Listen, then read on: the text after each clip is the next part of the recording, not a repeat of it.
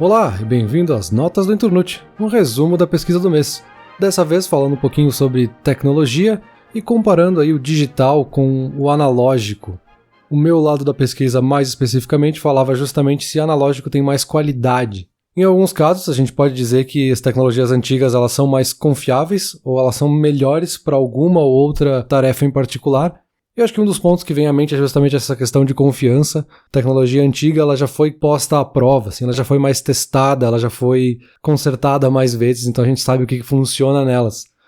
Existe essa ideia assim, que a gente tem de achar que as tecnologias do passado duravam mais. Um exemplo interessante disso é a gente olhar o rover planetário Perseverance da NASA, né?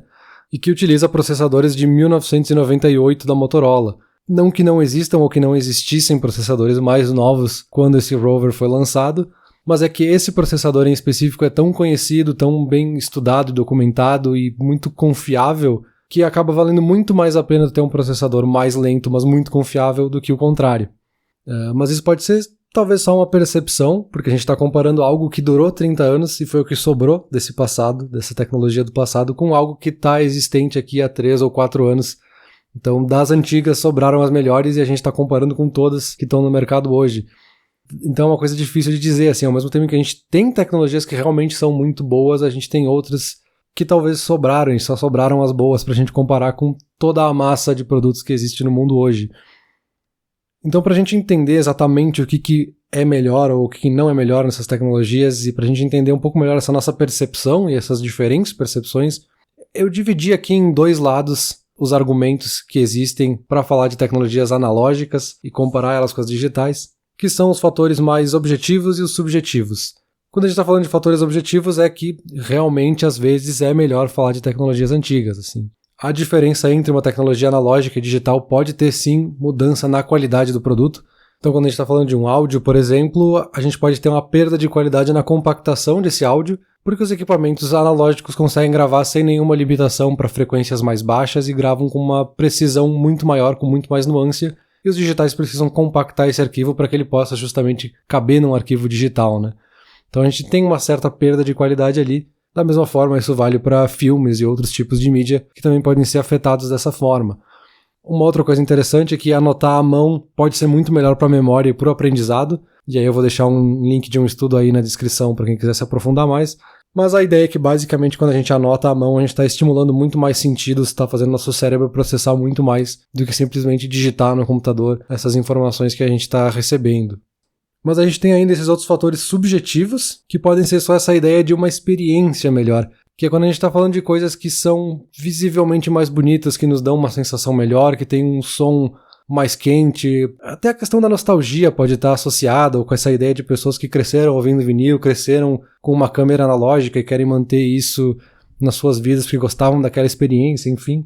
Então a gente tem esses 2 lados. Só que o mais interessante de tudo isso é que não existem esses fatores isolados, assim, eles estão sempre misturados.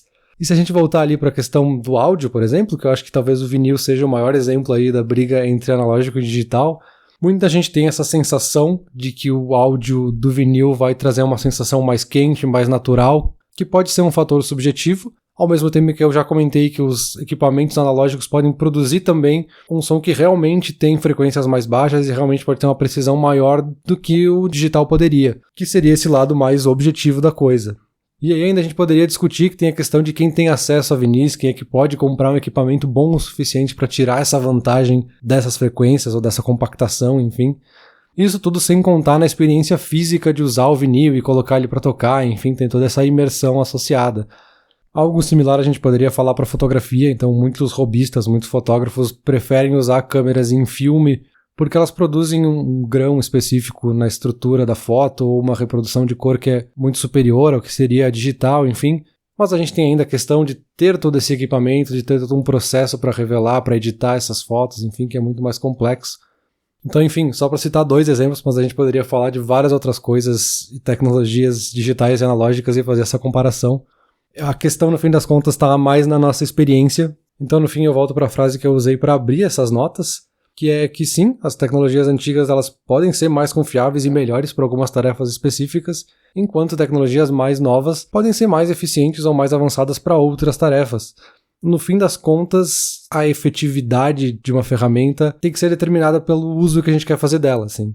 A tecnologia é só uma ferramenta, no fim das contas, para aquilo que a gente quer. E aí a experiência que a gente quer tem que estar lá na ponta. Se a gente quer ter uma tarefa mais rápida, mais acessível, a gente quer ter uma experiência cultural, emocional, nostálgica, o que quer que seja, a gente pode ir quão fundo a gente quiser e depois buscar a tecnologia que vai nos dar isso, assim. Tem que buscar o que tu tem pra tua necessidade, e às vezes pode ser que até uma inteligência artificial possa ser mais acessível e te ajudar mais. Ou não, vamos ver o que o Bruno vai nos dizer.